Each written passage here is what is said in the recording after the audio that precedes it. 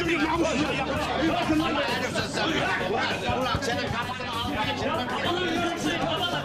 gelmiyorum ulan.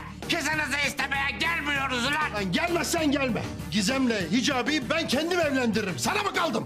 Ulan zor evlendirirsin. Biz istemeye gelmezsek senin karın bunu kabul eder mi? Ulan gerekirse Ayda'yı boşarım. Ben gene de bu çocukları evlendiririm, tamam mı? Sana inat değil mi? Boşarım ulan! Kardeş, Eyvah! Karıcığım, sen kimi boşuyorsun? Ha? öyle şey olur mu karıcığım ya? Bu inatçı adam yüzünden Gizem'i istemeye gelmeyeceğiz dedi. Seni de ortaya attı. Biz gelmezsek senin karın buna izin vermezmiş. Evet. Doğru söylüyor. Eğer gelip kızımızı istemezlerse Gizem'i vermeyeceğim. O kadar. Sıkıysa boşa. Ama anneciğim yani sen de şu inadından bir vazgeçsen artık. Anneciğim, o kararınızı tekrar gözden geçirebilir misiniz? Çocuğum ben sana kaç kere söyleyeceğim bana anneciğim deme diye. Ha? Ama anneciğim siz de bana çocuğum diyorsunuz. Ula Hicabi, ha sen bu kadına anneciğim mi diyorsun? Sağ sütümü helal etmeyin ha. Anneciğim olur mu öyle şey? Yanlış anladınız. Benim tek annem sizsiniz. Konuşma, konuştukça bataysın. Ama anneciğim siz Hicabi'yi yanlış anladınız. Düşündüğünüz gibi değil. Gizem, sen bu kadına ne zamandan beri anneciğim diyorsun çocuğu? Ama anneciğim Boşuna heveslenmeyesin Ayla Hanım. Biz senin kızını istemeye gelmeyeceğiz. Ha sen de bizim oğlumuzu bizden alamayacaksın ha. İstemezseniz istemeyin. Alırım. Alamazsın. Alırım. Alamazsın. Nasıl alacaksın? Biz senin kızını istemeye gelmiyoruz. Ay istemezsen isteme ayol. Ben kendi ellerimle çocuklarımı evlendiririm.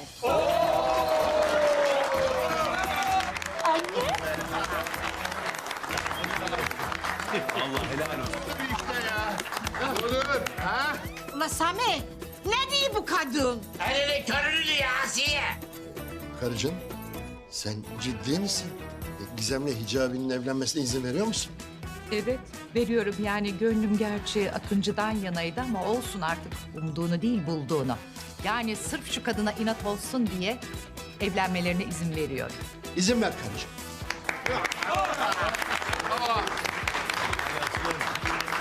Öp bakayım annenin elini. Gel, gel. Bir saniye anneciğim. Anacığım bir geç. Öp çocuğu. Başına koyma. Ay. Babacığım öpeyim.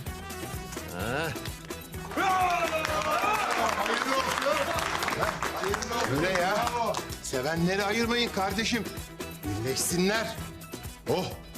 Hicabi, kaptın kızı köfte. Ay, çak. Darısı başımıza, darısı başımıza. Kız bak tak tak. Kız neyse tamam. Kız istemeye gelmek isteyenler isimlerini yazdırsınlar. Sami, ne oluyor burada? Ula uşağımızı kaptırdık Asiye. Kadir. Ay bak aklıma ne geldi. Diyorum ki yarın nişanı yapalım, sonra da düğünü yaparız. Değil mi? Yapalım karıcığım. Ama bu ikisini çağırmayalım. Ula Sami, ne diyor bu kadın?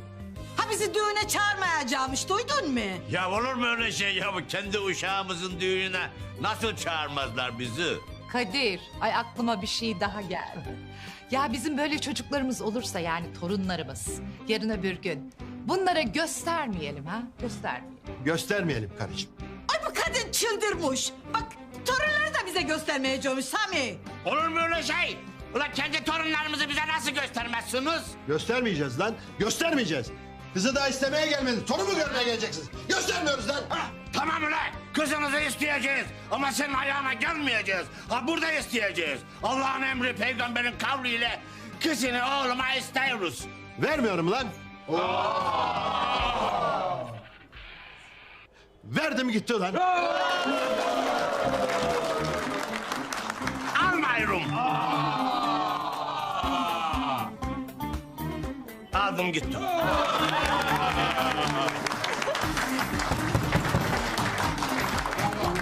Ay kızımı bu çocuğa verdim. Hadi sandalye ver. Olan oldu karıcığım. Yapacak bir şey yok. Verdik artık. Veda, önce elveda. Ay, ay. Oh be. Hicabi Gizem'le evlensin. Ben de Deli Meryem'i alacağım. Allah'ım sana şükürler olsun ya Rabbim. Hadi bakalım. Nişan hazırlıklarını başlasın. Hadi iş başına. Hadi. Annişim sen merak etme. Ben şimdi nişan hazırlıklarına başlıyorum. Davetiyeleri bastırıyorum. Ya arkadaşlar. Biz Deli Meryem'i unuttuk ya. Bak kazara biriniz ağzınızdan bir laf kaçırın. Vallahi buraya çalır, hepimizi vuruyor. Sami Efendi. Haçan biz Meryem'e ne diyeceğiz?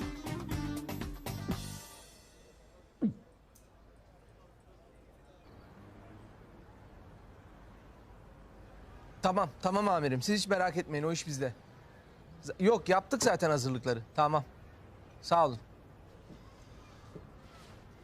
Tamam. Müdür bey tarihi koleksiyon işini halletmiş. Müzenin gösterime kapalı Osmanlı yüzükleri koleksiyonu var. 2 saat sonra bizim evin orada olacak. Onları alacağım ben. Tülin Hanım'la da konuştum. Bir akşam yemeği organizasyonumuz var dedim. Siz babamla şöyle çıkın bir 2 saatliğine. Kızlar burada. Ev bize ait, tamam mı? Süper ortak. Ben de gideyim bir karıcığıma tekmil vereyim. Ya oğlum bir sus lan. Ama demesin sonra kocacığım neden izin almadan gittin? Ya Murat yürü be. Ya Zeynep, kış çayını gördün mü? Bulamıyorum. Şu tezgahın altına bir baksana.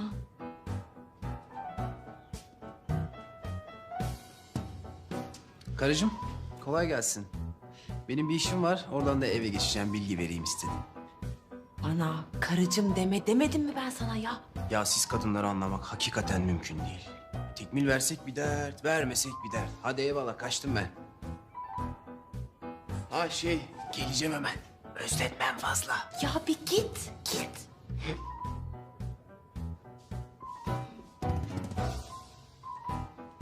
Karıcığım mı dedi? Siz ne zaman evlendiniz Zeynepciğim? Ya ne evlenmesi Melis ya, iyi misin? İyi de karıcığım dedi, tekmil vereceğim dedi. Anlayacaksın. Biz yine sahte bir evlilik yaptık. Yine mi? Zaten alışık olduğumuz bir durum.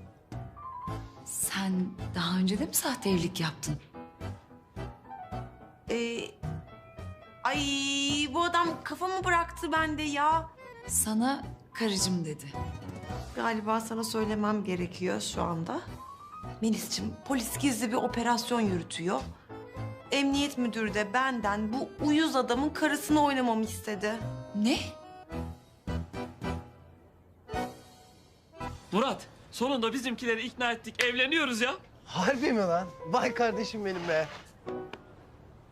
Zeynepciğim evleniyoruz. Canım çok sevindim. Hayırlı olsun. Teşekkür ederim. Ne zaman nişan? Yarın. Hepiniz davetlisiniz. Zeynepciğim sen de sakın unutma içerideki kızlara haber ver. Onlar da davetlimiz. Tabii söylerim. Bu kadar çabuk yani. Ya 2 yıldır bekliyoruz. Geç bile kaldık. Sen de haklısın Hicabi. Hayırlı işler de acele etmek lazım. Biz şimdi nişan davetiyelerini hazırlamaya gidiyoruz. Sonra görüşürüz o zaman. Görüşürüz canım. Hadi görüşürüz. Hadi gel. Vay be Akın. Hicabi sonunda muradına erdine. Darısı bizim başımıza karıcığım. Öpüyorum, kolay gelsin. Ya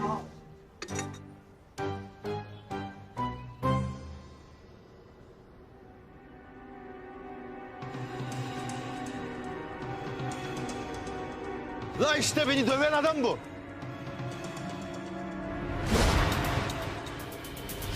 Usta, çek göz arkadaşlarını çağırmış. Kim lan bu? Hatırlamıyor musun usta? Sabah dövdün ya bu adamı. Ben bu adamı niye dövdüm? Usta, hatırlamıyor musun? Neyse, dövdüysek hak etmiştir. Bir daha döveriz. Bu sefer uzak doğudan arkadaşlarını çağırmış. Bunlar tehlikeli adamlar usta. Ulaşmayalım bunlara. Kes lan! Siz ne korkak adamlarmışsınız ya. Ben sizin nasıl ustanızmışım? Bunların içi boş görünüyor lan. Hepsini... Nereye gitti lan bunlar? Neyse. Kırılmadı kemiğini bırakmayın.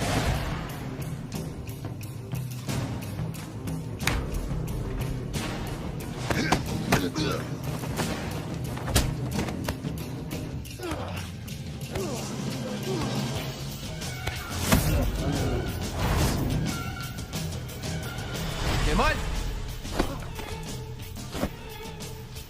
Ne halin varsa gör be. İyi de ben Yılmaz'a ne diyeceğim şimdi? Allah'ım yarabbim ya.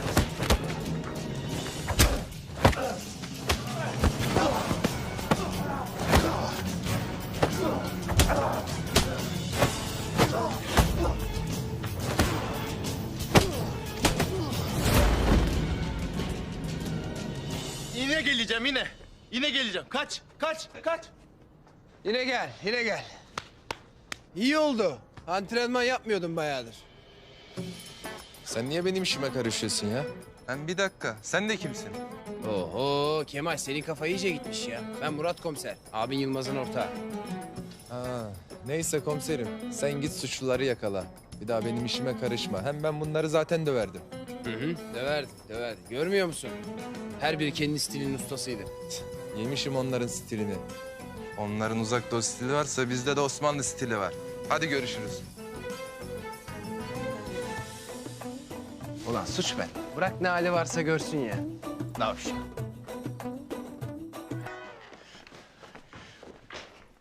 Büşra. Celi Meryem nerededir kızım? Nerededir? Mutfakta ne oldu ki? Neler olmadı ki? Biz hicabiyi Gizem'e verdik. Ne? Sami Efendi, sen ne diyorsun? Biz hicabiyi Gizem'e vermedik.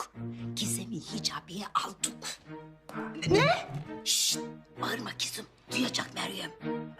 Bir dakika, Gizem'i ailesinden istediniz mi? Ya sen ne diyorsun? Yarın nişan var. Nişan mı? Kızım bağırma daha duyacak deli Meryem. Bir dakika, ama abim muradına erdi yani sonunda öyle mi anne? İyi bir şey bu. Bak şimdi sen sakın bunu Meryem'e çaktırma. Çaktırmam. Biz zamanla alıştıra ona söyleyeceğiz. Zamanı gelince derken yani nişan yarınmış zaten. Ya niye saçmalıyorsun? Benim kafamı karıştırıyorsun ya. Niye hep böyle yapıyorsun sen ya? Bir şey demedim. Ya evet. Ha sen neredesiniz siz? Lahana çorbası yapmıştım. Meryemciğim, biz senin çorbanı akşama içelim ha? Camiye gidecek de. Cami. Ya ben de bugün gelmek isterdim ama biraz rahatsızım. Bugün dinleneceğim ben. Benim yeğenim hasta olmuştu ha. Ha sen yatasın dinlenesin kızım. Hiç bugün dışarı çıkmayasın ha. Ne bugünü teyzeciğim? Bir saat yatıp kalkacağım da. Meryem kızım bana kalırsa sen bu hafta hiç çıkma dışarıya. Abartmayın. Uy kızım senin betin benzin de sormuştur ha.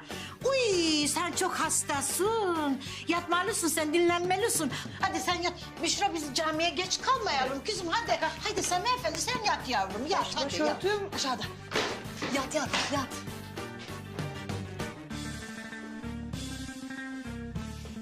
Ya bunlar benden bir şey mi gizler? Neyse yakında çıkar kokusu. Bismillahirrahmanirrahim. Değerli kardeşlerim, Allahu Teala'nın yarattığı her şey büyük bir düzen ve ahenk içerisindedir. Ancak dünya hayatının bir imtihan yeri olduğunu bilmeyen veya anlamak istemeyenler çıkarları uğruna başka insanların en temel hak ve hürriyetlerini kısıtlamakta, hatta onların canlarına kastetmekte bir sakınca görmemektedirler. Tüm insanlık için bir kurtuluş vesilesi olan yüce dinimiz İslamiyet ise Müslümanın Müslümana can ve malını dokunulmaz kıldığı gibi Müslüman olmayanların da hakkını garanti altına almıştır. Değerli kardeşlerim, Cenab-ı Hak kutsal kitabında şöyle buyurur. Ey iman edenler! Allah için hakkı ayakta tutanlar ve adaletle şahitlik yapanlar olunuz. Bir kavme olan kininiz sizi adaletsizliğe sevk etmesin. Adaletli olun. Çünkü o takvaya daha yakındır. Allah'tan korkun. Şüphesiz Allah yaptıklarınızdan haberdardır. İşte sevgili Müslüman kardeşlerim, adalet üzerine olmak bizim en büyük değerlerimizden biridir. Tarihimiz adalet timsali olan kişilerle doludur. Yeryüzünde Müslümanlar içerisinde adalet denince ilk akla gelen elbette Peygamberimizin de kendisine uygun gördüğü haklıyı haksızdan ayıran, Faruk sıfatıyla bilinen 4 büyük İslam halifesinden biri olan Hazreti Ömer'dir. Bugün anlatacağım olay Hazreti Ömer'in adalet anlayışını ve Peygamberimizin ona layık gördüğü bu sıfatı ne kadar da hak ettiğini gözler önüne sermektedir. Hazreti Ömer'in halifeliği sırasında Şam'da vali olarak sahabeden Sa'd bin Ebi Vakkas Hazretleri bulunuyordu. Vali şehirdeki bir camiyi genişletmek amacıyla caminin etrafındaki tüm arsaları ücreti karşılığında kamulaştırma kararı almıştı. Bir Yahudi ise kendi arazisini değerinden fazla ödeseler dahi vermemekte ısrar ediyordu. Bunun üzerine vali arsaya el koyup bedelini adama gönderir. Arsasını geri almak için çareler arayan Yahudi derdini bir Müslümana anlattığında Müslüman da ona Medine'ye git, Halife Ömer'i bul. O çok adildir. Şüphesiz ki o senin hakkını da korur diye nasihatte bulunur. Bunun üzerine Yahudi Medine'ye gelir. Kıl çadırının altında sert sedirlerde oturan Hazreti Ömer'i görür. Şam'daki devlet yöneticilerinin kaldığı yerle kıyaslayınca koca İslam devletinin halifesinin bu kadar sade bir hayat sürdüğünü görünce şaşırır. Sorunun çözüleceğinden şüphe etse de başka da çaresi olmadığı için Hazreti Ömer'e derdini anlatır. Yahudi'yi dikkatle dinleyen Hazreti Ömer hemen elinin altında bulunan bir deri yahut kemik parçasına tek cümlelik bir şey yazar. Ben Nuşirevan'dan daha az adil değilim. Ne olduğunu anlayamadığı bu cümlenin vali üzerinde hiçbir etki uyandırmayacağı ümitsizliğiyle Şam'a dönen Yahudi son bir kez şansını denemek için Hazreti Ömer'in yazdığı yazıyı Şam valisine arz eder. Tek cümlelik yazıyı okuyan Sa'd bin Ebi Vakkas kendisini tutamayarak gözyaşlarına boğulur ve derhal arsasının Yahudi'ye iade edilmesini emreder. Kendisine bedel olarak ödenen ücret de geri alınmayacaktır. Yahudi bu olanlara bir anlam veremez. Şam valisi sakinleştiğinde biraz da çekinerek bu büyük sahabeye ne olduğunu sorar. Büyük halifenin büyük valisi gözlerinden yaşlar gelerek durumu tane tane anlatmaya başlar. Ben ve Halife Ömer henüz İslamiyetle şereflenmeden önce ticaret amacıyla yanımızda develerle Mekke'den İran'a gitmiştik. Orada bir takım oyunlar oynayan gençleri seyre daldığımız bir sırada birileri gelip zorla develerimize ve ticaret mallarımıza el koydular. Biz ne yapacağımızı bilmez bir halde yanımızda olan bir miktar para ile bir handa kalıp develerimizi tekrar nasıl bulacağız diye düşünüyordum. Bu sırada kaldığımız hanın sahibine durumu anlattık. O da bize Kral Nuşirevan falanca bir yerde falanca bir zamanda halkın şikayetlerini ve sorunlarını dinler. O güne kadar bekleyin ve krala derdinizi anlatın. Şüphesiz ki o çok adildir dedi. Biz de adamın söylediği günü bekleyip Kral Nuşirevan'ın yanındaki tercümanı aracılığıyla durumumuzu anlattık. Kral o anda bize birer kese altın verip gönderdi. Ancak bizim istediğimiz develerimizdi. Ümitsiz bir şekilde tekrar kaldığımız hana döndüğümüzde hancı develerimizi alanların kimler olduğunu sordu. Biz de eşkallerini tarif ettik. Bunun üzerine hancı bize demek hırsızlık eden kendi evladı olunca adalet ortadan kalkıyormuş dedi. Bize bir hafta daha İran'da kalmamızı, bu sefer tercüman olarak bizzat kendisinin bizimle geleceğini bize söyledi.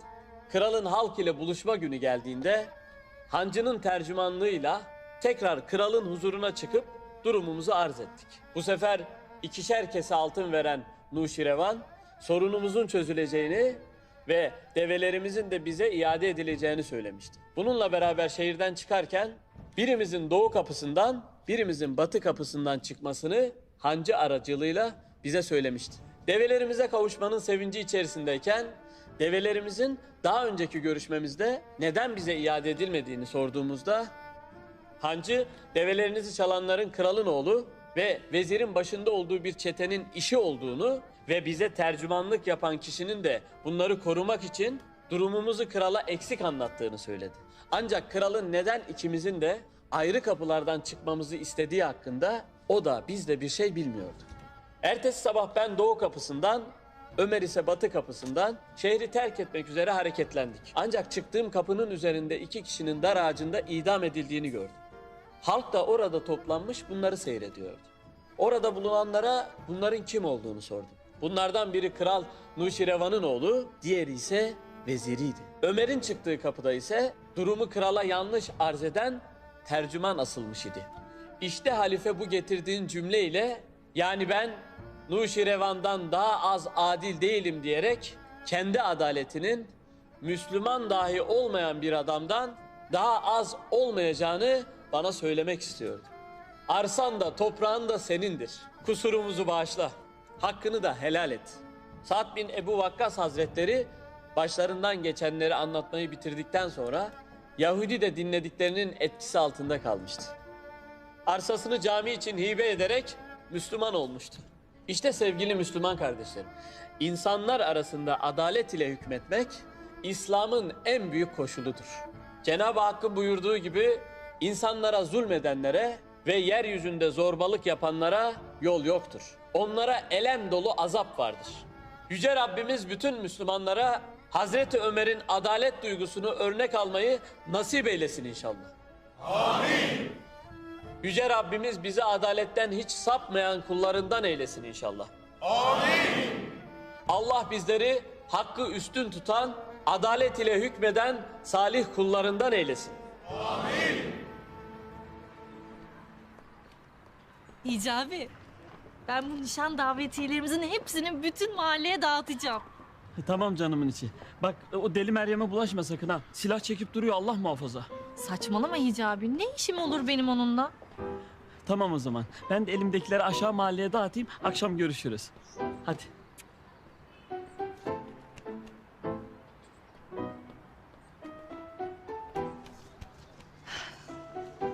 İlk davetiyeyi Deli Meryem'e vereceğim. Aşklarımızı beklerken biz. Bana da gönder, ben de paylaşacağım. Ne yapıyorsun kız benim? Aşkım sen ne yapıyorsun? Ponçik, niye çağırdın beni alelacele ha? Niye olacak canım? Hani sana söz verdiğim bir hediye vardı benim. Ne hediyesi lan? Benim niye haberim yok? Ne biçim bacanaksın oğlum, hiç haber vermiyorsun? Tabii ben Şevket gibi değilim. Harcamalarıma dikkat ediyorum. Tam 1 yıllık maaşımı biriktirerek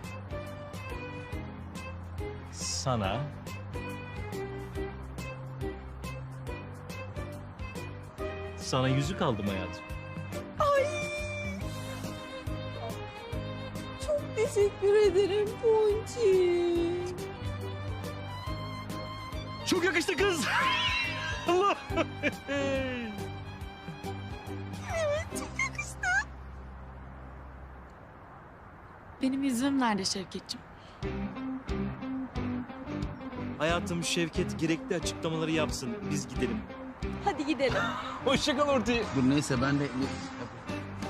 Sen gel böyle. Sana benim yüzüğüm nerede dedim Şevket. Aşkım ben böyle maddi şeyleri sevmem ki. Aşk dediğin manevi bir şeydir. Yüzüğe ne gerek var? Benim o saf kardeşime bile o yüzük alınıyorsa eğer... ...o Semih'in aldığının 100 katını alacaksın Şevket. 100 katı mı? Yoksa yüzümü bile göremezsin. Tamam?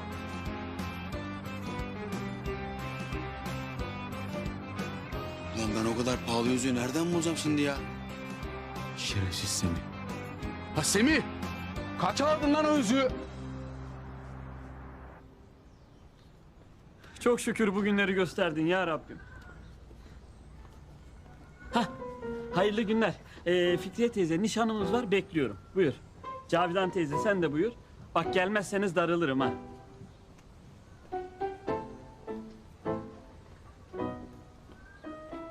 Hah, Mustafa amca, buyur. Nişanımız var, bekliyorum.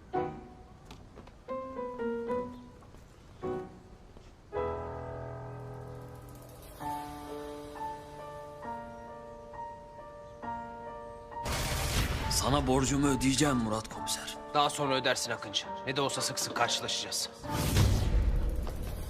Kim olduğumu biliyor mu yoksa?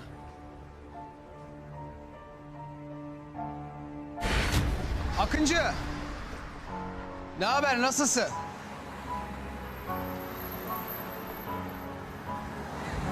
Çok komiksin Hicabi ya. Şaka yaptım oğlum.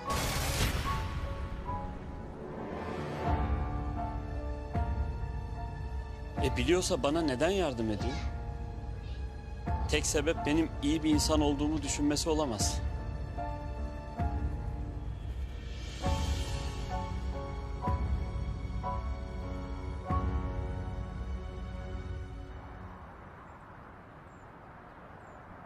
Ya abiler benim anlamadım. Şimdi Deli Meyrem durumu öğrenince ne olacak? Ne olacak? Kefenleri hazırlayacak. O kadar yani. Ulan Deli Meyrem dedik kendisi peydah oldu ya. Adını anmamak lazım bu kızın. Adına baksana. Sen de geldi.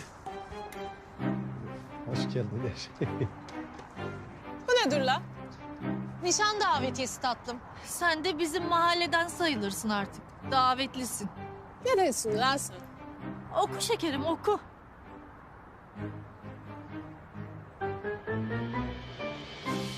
Kızımız Gizem ile oğlumuz Hicabi'nin nişanında sizleri de aramızda görmekten mutluluk duyarız. Bu nedir la? Anlamıyor musun şekerim?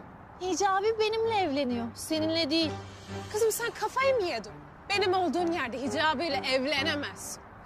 Hicabi bana yazmış yaradan. Bunu cümle alem böyle bilsin. Sen kara kedi çekil aradan yoksa sinek gibi ezilirsin. Hicabi ile Meryem'in aşkı dillere düşecek.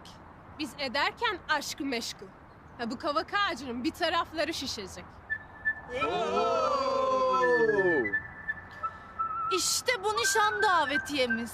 Al Meryem'cim hatıra diye saklarsın. Biz nişanda oynarken hepimiz sen de çatır çatır çatlarsın. Bu kahkahaların kalır kursağımda. Yakındır ağlayacağım günler. Bu söyleyeceklerimi sakın unutma. Son gülen Meryem hep iyi güler. Daha dün gelmişsin Trabzon'dan. Nasıl 2 günde Hicabi'mi seversin? Ben düğün pastamı yerken sen de ancak horon tepersin. Veresiye satan kâr etmez. Meryem Hicabi'yi yar etmez. Elma soyulur bıçakla, dön Trabzon'a uçakla. Kızdırma deliği topuğuna yersin mermiyi. Deliden korksaydık dünyaya gelmezdik. Statüye takılsaydık müezzin sevmezdik. Bulaşma ben, sarsılırsın. Soğukta gezme, çarpılırsın. Arkadaşın çok olur, zor gününde yok olur. Benden sana bir tavsiye. Aklın varsa tek takıl. Duanla yaşamadım ki bedduanla öyleyim. Hicabi'ye yan gözle baktığını sakın görmeyeyim. Yaz ayları serindir. Beşik kertmem benimdir. Dillere destan endamı, billboardlara basarım sevdamı. Mısırın unan ekmek yanına da lahana. Beşik kertmeme sulanırsan mermiyi yersin kafana. Aşkıma sözler kifayetsiz, hayat geçmez hicabisiz. Fırında severim kestaneyi, kaptırmam hicabi. Gizem, gizem, gizem, gizem, gizem, gizem, gizem, gizem. Zalimin silahı varsa sevenin de Allah'ı var. Al bu davetiye sende kalsın, yarına nişanımız var. Kes laf!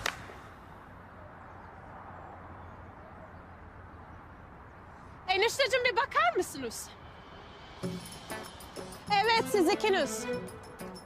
Ya bana nasıl yaparsınız ya? O kızla Hicabi nasıl evlendirirsiniz? Kızım bize buyu yaptılar. Doğru söyler. Ben hala etkisi altındayım. Tavla büyüsü yaptılar. Benim adım Meryem'se ben o nişanı bozarım. Size sakın o nişana gideyim demeyin.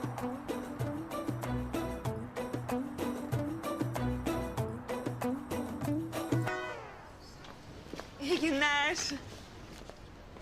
Merhaba Murat Bey. Merhaba Didem. Ya terzide ufak bir işim vardı, onu hallettim ben. İyi yapmışsın. Ben de sizi arayacaktım. Ya kusura bakmayın, bugün toplantınızı böldüm böyle. Sizi de zor durumda bıraktım. Ha, asıl siz kusura bakmayın ya. Size ayıp ettim. Ya olur mu öyle şey? Ben sizin seve seve yönetici asistanınız olurum. Yok yok estağfurullah. Ben O an öyle söylemek zorunda kaldım. Kusura bakmayın tekrar. Burası Murat Macit Bey'in yaşadığı mahalleymiş. Ama önce şu mahalleliye bir soralım bakalım. Bu Murat Macit Bey nasıl biriymiş? Evet kocacığım. En önemlisi karısına sadık biri mi? Bunu öğrenmemiz lazım. Ah! Murat Macit Bey değil mi o ya? Ta kendisi. Yanındaki de yönetici asistan. Çok naifsiniz ama benim size kendimi affettirmem lazım. Ben bunu biliyorum. O yüzden bana gelin size bir yorgunluk kahvesi yapayım. Hem dinlenin hem de benim de içim rahatlasın. Yap. Bu nazik teklifinizi reddetmek istemez. O zaman gidiyoruz. Gidelim hadi. Takip edelim bence. Bence de edelim.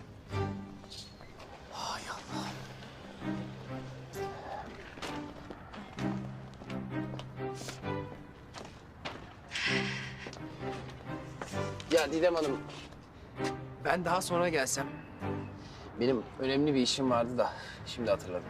Ama söz verdiniz. Yani şimdi Murat Bey sizin kendinize ayıracak bir 5 dakikanız yok mu? Pekala. Utanma Seri. O güzelim karısını aldatıyormuş. Hem de asistanıyla.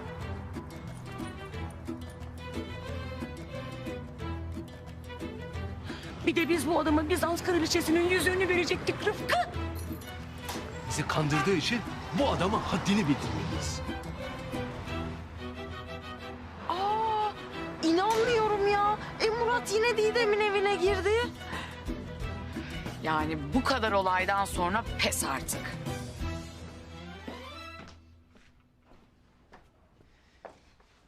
Teşekkür ederim. Rica ederim.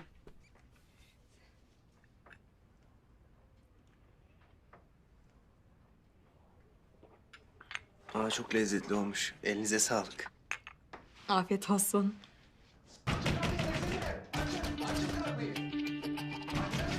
Eyvah, basıldık. Allah'a basıldık. Ne? Bu adam yine o kadının evine mi girdi? Zeynep. Ya bize ne? Ne demek bize ne Yılmaz ya? Yani bunlar operasyon tehlikeye atacak. Ya o kaçakçı çift onları beraber görürse? Hı? Nereden görecek Allah aşkına Zeynep? Nurhayat, benim çantamda montumu getirsene şuradan. Ya sen ciddi misin ya? Alsınlar derslerini.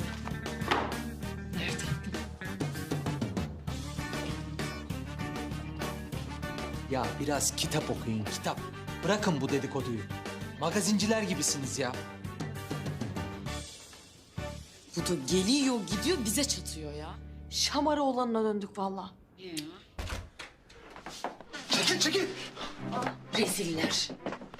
Ne yapıyorsunuz siz ya? Utan, utan.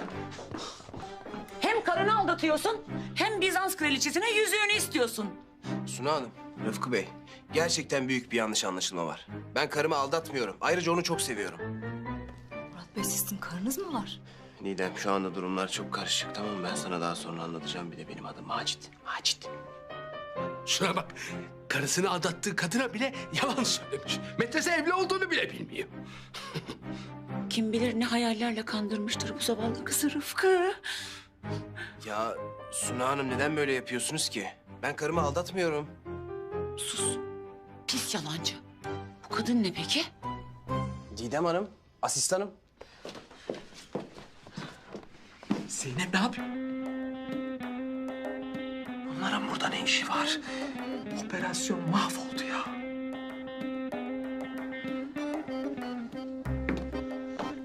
Ah Zeynep Hanım. Kocanız olacak bu adam.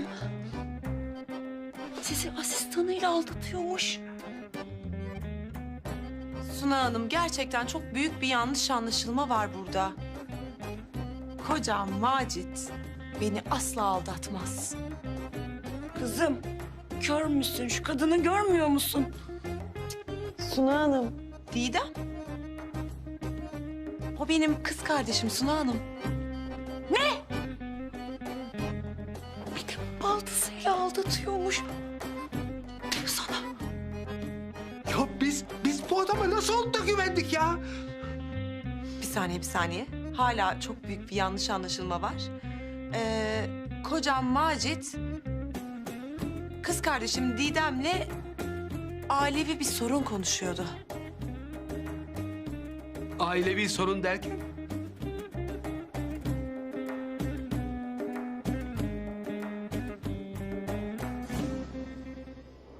Neden bu adama bakıyorsunuz Zeynep Hanım? Evet gerçekten. Kim bu adam? Tanıştırayım. Yılmaz Bey, kız kardeşim Didem'in kocası. Ne? Yılmaz Bey ve kardeşim Didem evlilikleriyle ilgili sorunlar yaşıyorlardı. Kocam ve ben de bu sorunları çözmek için buraya geldik. Ay öyle mi? Ay çok mahcup oldum ben Macit Bey. Ya Suna Hanım, öyle tabii. Biz aile kurumuna önem veririz. Değil mi bacanak? Tabii. O zaman akşama Didem Hanım'la Yılmaz Bey de yemeğe gelsin. Hay, siz nasıl isterseniz. Tamam. Hadi akşama yemekte görüşürüz. Hadi gidelim. Görüşmek üzere. Görüşürüz.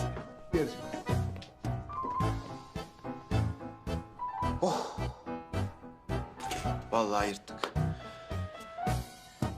Senin burada ne işin var ha? Niye geldin buraya? Yani operasyonu tehlikeye atacaktın. Ya Didem Hanım, lütfen kusura bakmayın. Siz de böyle bir zor durumun içine soktuk ya. Siz ne işinden bahsediyorsunuz Yılmaz Bey? Ben hiçbir şey anlamıyorum ama ben sizin nereden karınız oluyorum onu hiç anlayamadım yani. Tatlım, sen Yılmaz Bey'den daha iyisini mi bulacaksın? Tamam yeter.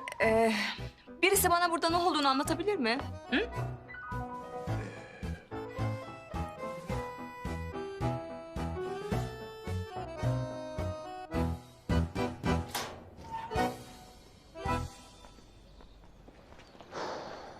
Bu Osmanlı yüzük koleksiyonu malikaneye gelmiş. Ben gideyim üst kata kurayım, sen de gelirsin. Tamam? İyi tamam ortak. Hadi görüşürüz.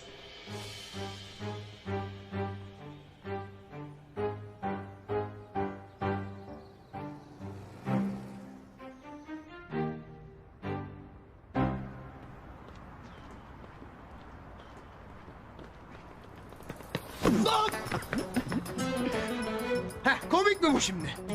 Değil. Kardeşim ne yaptım bilmiyorum. Kafam bulanık. Bana bir yardım et be. Ne oldu, ne istiyorsun? Bana o yüzüklerden çalsana. Ne yüzüğü oğlum? Osmanlı yüzüğü. Yılmaz sana söylerken duydum. Hadi be bir tane çalsana be. Ya operasyonun içindeyim. Malikaneye yetişmem lazım. Geç kaldım. Yürü. Kardeşim aşk beş davaları bana yardım etmen lazım. Ne olursun Semih Şeref. Sizin oraya pahalı bir yüzük almış. Benimki de bana almazsan yüzüne bakmam diyor. Fenalardayım kardeşim. Ne olursun.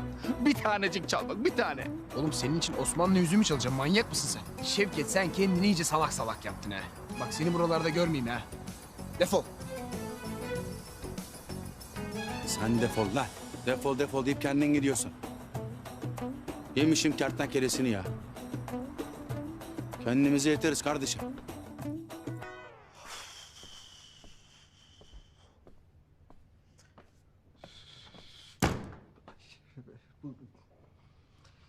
Didem Hanım ya kusura bakmayın, siz de böyle akşam akşam zora sokuyoruz. Murat Bey rica etmeseydi bu yemeğe katılmam mümkün değildi Yılmaz Bey.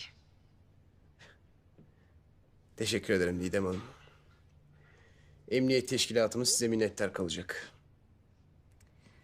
Teşekkür ederim Murat Bey. Ama keşke sizin karınızı ben oynasaydım. Yani tarz olarak birbirimize benziyoruz. Daha çok yakışıyoruz. İnandırıcı olur diye söylüyorum ben. Evet vallahi çok haklı. Değil mi Zeynep? Ama ne yapalım hani böyle oldu madem. Yani umarım hani kaçakçı çift sizin sahte karı koca olduğunuzu anlamaz. Hani derdim o. Yani umarım değil mi? İnşallah, inşallah. İyi oynarlar umarım. Umarım.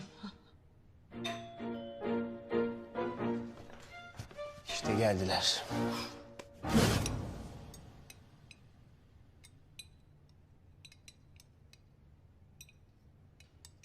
Murat Macit Bey, gerçekten çok güzel bir eviniz varmış. Teşekkür ederim Rıfkı Bey.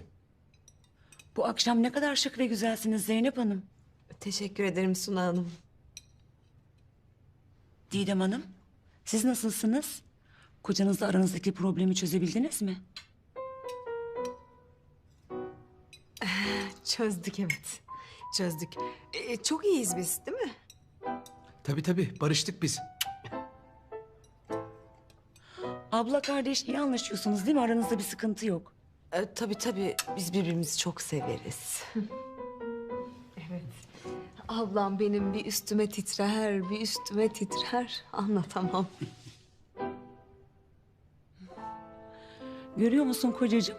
İki mutlu çiftle bu masada yemek yiyoruz. Ne sıcak bir aile tablosu değil mi?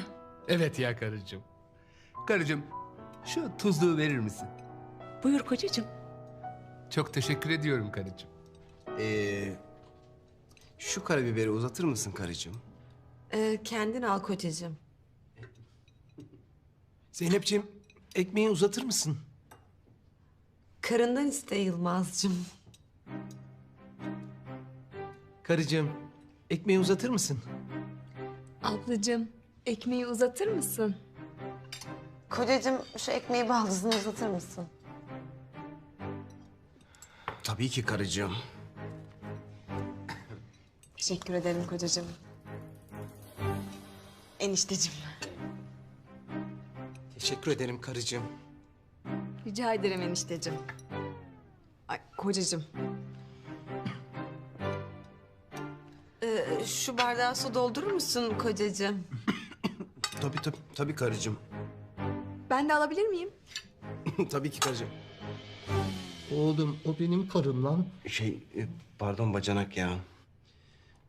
Ne duruyorsun? Doldursana kocacığım. Afiyet olsun karıcığım. Kaç yıldır evlisiniz Murat Macit Beyciğim? 5.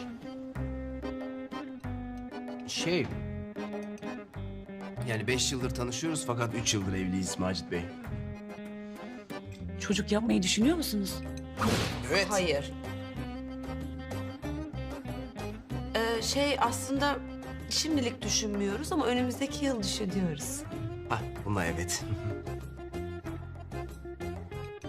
Peki nasıl tanıştınız? Lisede. Üniversitede...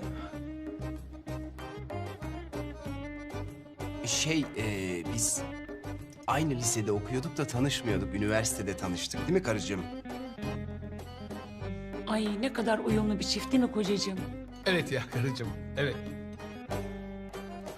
Murat Macit Beyciğim, bu güzelim yemek için size çok teşekkür ediyorum.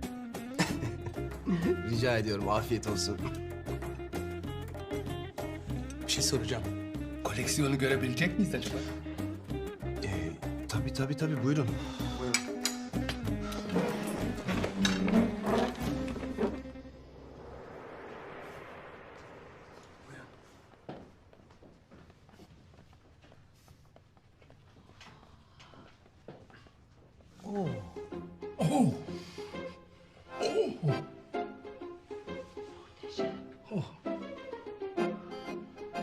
Gerçekten çok nadide parçalar bunlar.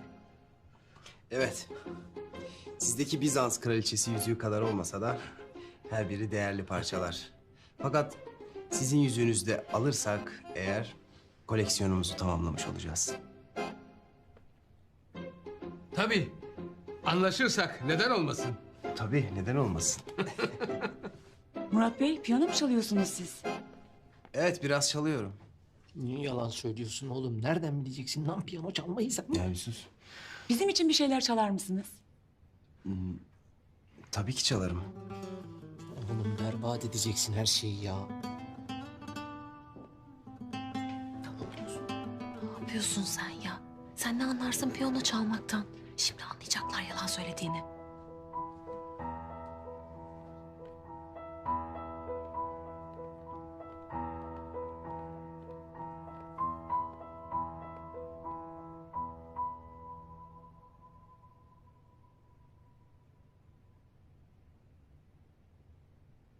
Bu parçayı senin için çalacağım karıcığım.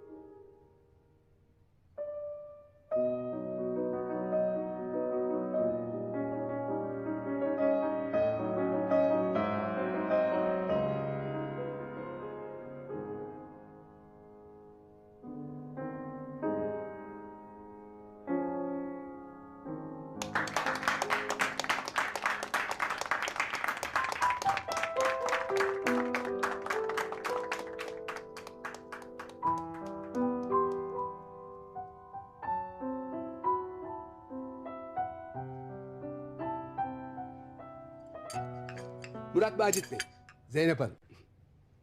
Ailenizi yakından tanımak istedik. Uyumlu bir çift olup olmadığınızı da biraz gözlemlemek istedik. Sonunda bir karara vardık. Size bu yüzüğü satacağız. Yarın bizim belirlediğimiz bir yerde size teslimatı yapacağız. Oh, nihayet. Fakat bir şartımız var Murat Macit Bey. Şart mı? Ne şartı? Karınızla aranızda bir mesafe ve soğukluk hissettik. Aa, yok ne soğukluğu ne mesafesi ya, olur mu öyle şey? Bakın çok iyiyiz biz. Değil mi karıcığım? Burada karınızı öperseniz size yüzüğü satacağız. Ne? Evet, öpün karınızı Murat Macit Bey. Ya Rıfkı Bey. Oluyor mu şimdi burada Rıfkı Bey? Yeri değil. Yani yeri değil. Ayrıca ablamla eniştem. Yani gözümüzün önünde ayıp. O zaman biz de yüzüğü satmayız. Sapık mıdır nedir ya? Ağzını yüzünü dağıtacağım şimdi. Tamam. Tamam, istediğiniz bir öpücük olsun ya. Öpeceğim. Tamam, öpeceğim. Oh, öptüm. Anlaştık mı? Bu ne ya? Bu öpücük mü şimdi? Lütfen karınızı öper misiniz Murat Macit Bey? Hanımefendi ama ayıp olmuyor mu? Siz de kocanızı öpün. Ben kocamın şimdi niye öpüyorum ki durduk yere? O zaman karışmayın. Hadi Murat Macit Bey, öpün, bekliyoruz. Tamam. Öpeceğim. Karıcığım. Lütfen kalkar mısın?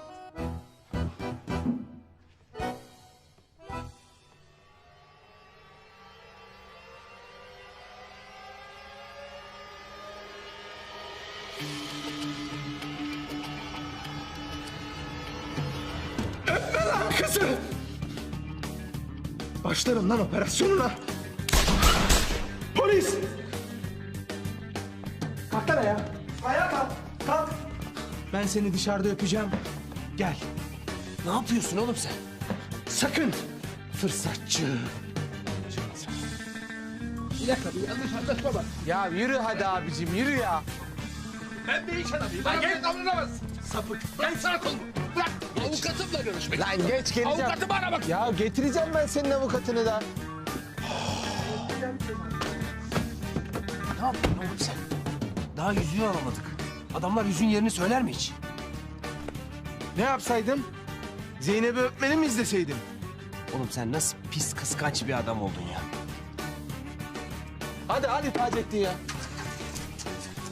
Hadi Taceddin. Güzel geceydi güzel. İyi eğlendik. Hadi. Yılmaz, bu polis aracı da ne böyle? Tülin Hanımcığım ben size söyledim ya emniyetten arkadaşlar gelecek. Küçük bir akşam yemeği yapacağız aramızda. Allah Allah.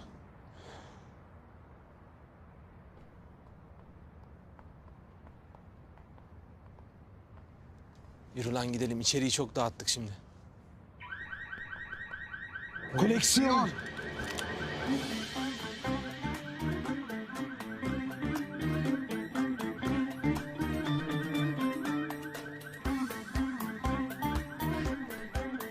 Bunların hepsi güzel. Hangisini alacağım ya?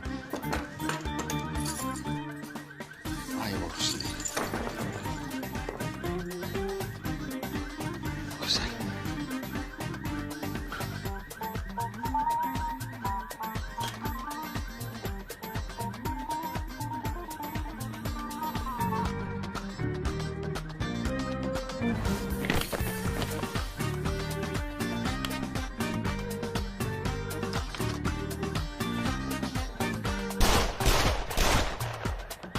Çekil. Çekil onu ben vuracağım.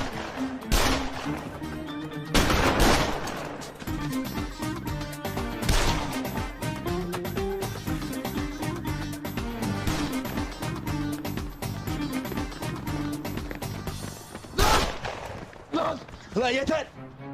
Ulan benim ben. Ne yapıyorsun? Geberteceğim seni. Geberteceğiz zaten. Ateş edip duruyorsun. Ne yapıyorsun ya? Oğlum ben sana Osmanlı yüzüklerinden uzak dur demedim mi? Ya kardeşim indir şunu, delirdin mi ya? Kafama dayıyorsun silahı ya. Ne yapıyorsun? Bir tane alsam ne olurdu? Ölür müydün yani? Bir daha benim başımı belaya sokarsan kendi ellerimle içeri atarım seni. Hadi. Ya çok bozuldun sen ya. Çok bozuldun ya. Hele. Oğlum ne yapıyorsun ya? Oğlum Allah sıkarım ha. Yeter. Ulan Şevket.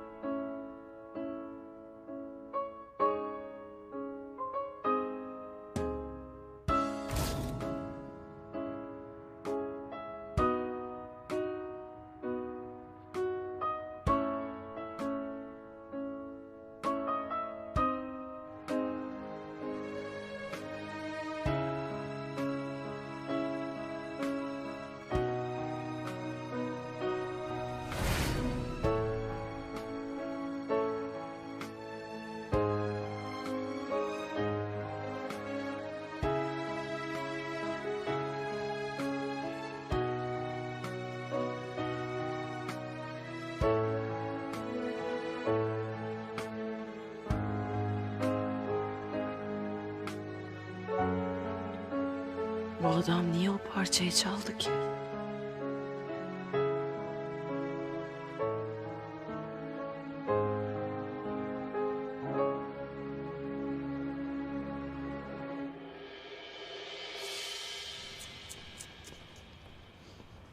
Ulan Yılmaz.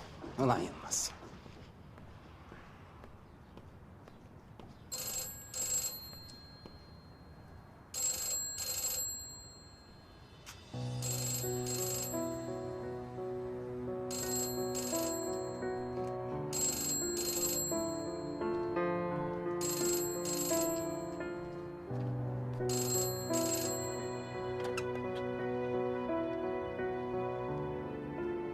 Akıncı'nın kimliğini öğrenebildin mi?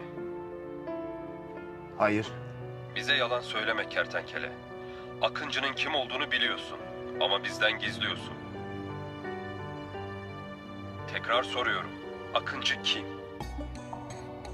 Bunu size söylemeyeceğim. Akıncı kimliğinin bilinmesini istemiyorum. Ona saygı duyun. Ayrıca o işinize yaramaz. Çünkü sevdiği bir kız var. Bize gerçekten de Akıncı'nın kim olduğunu söylemeyeceğine emin misin? Evet.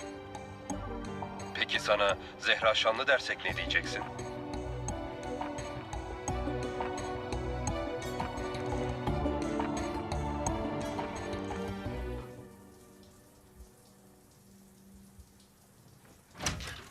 Kapıyı çaldım. Duymadın ama. Zeynep?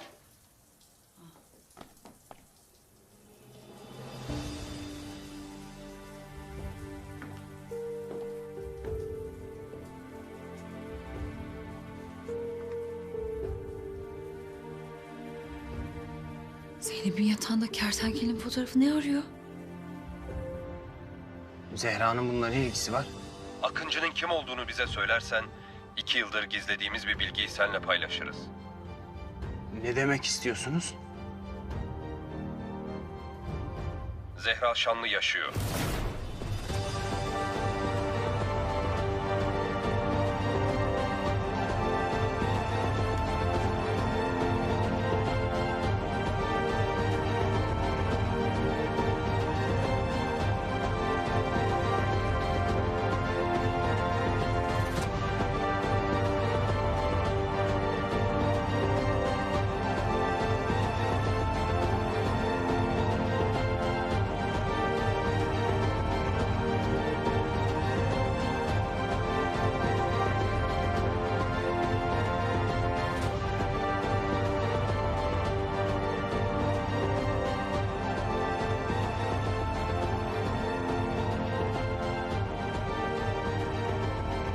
Bu fotoğrafın sende ne işi var?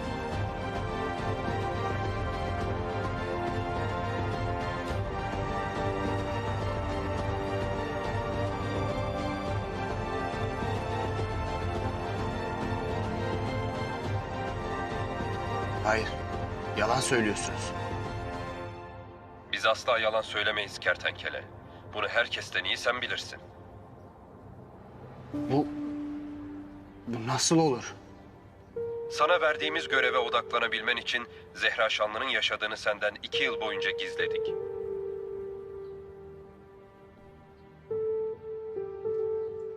Bunu bana nasıl yaparsınız? Neden? Kertenkele, bize Akıncı'nın kim olduğunu söylersen sana Zehra Şanlı'ya nasıl ulaşacağını söyleriz.